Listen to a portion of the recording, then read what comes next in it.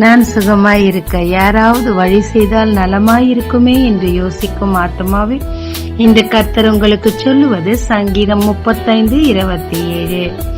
என் நீதி விளங்க விரும்புகிறவர்கள் கம்பீரித்து மகிழ்ந்து தமது ஊழியக்காரனுடைய சுகத்தை விரும்புகிற கர்த்தருக்கு மகிமை உண்டாவதாக என்று எப்பொழுதும் சொல்ல கடவர்கள். ரூத்தின் வாழ்க்கை சுகமாய் இருக்க கர்த்தர் தீர்மானித்தார். எனவே அவளுடைய நீதியை நினைத்தார்.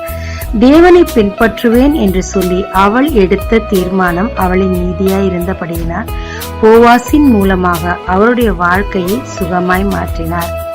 எசேக்கியா ராஜா வியாதிப்பட்டிருந்தார். ஆனால் அவருடைய நீதியை தேவனுக்கு நினைப்பூட்டின போது அவர் உயிர் பிழைத்து வியாதியிலிருந்து சுகம் பெற்றார். இஸ்ரவேல் ஜனங்கள் எகிப்தியரிடம் வெகுபாடுபட்ட போது அவர்களுக்கு நீதி செய்ய நினைத்து எகிப்தியரை கொன்று இஸ்ரவேல் ஜனங்கள் சுகமாய் தன் வழியில் நடக்கத்தக்கதாக தேவையான தண்ணீர், உணவு எல்லாவற்றையும் கொடுத்தார். ஆமாங்க, ரூத்து போல் வாழ்க்கையில் சுகம், எசேக்கியா ராஜா போல் வியாதியில் சுகம், இஸ்ரவேல் ஜனங்களைப் போல எல்லாவற்றிலும் சுகம் கிடைக்க கர்த்தர் நமக்கும் வழி செய்கிறார்.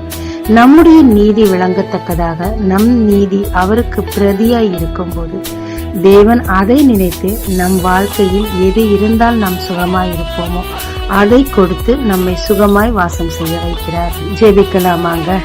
என் சுகத்தை விரும்பும் கர்த்தாவே, தேவனுக்கு பிரியமான வாழ்க்கை வாழ்ந்து என்னுடைய நீதி உமக்கு முன்பாக விளங்கத்தக்கதாக தேவரீர் என்னை நினைவு கூறும். என்னை சுகமாய் வாழவையும் இயேசு மூலம் ஜெபம் கேளும் பிதாவே, ஆமென். இயேசு கிறிஸ்துவின் நாமத்தில் இந்த நாளில் உங்களை ஆசீர்வதிக்கும் ஜீசஸ்.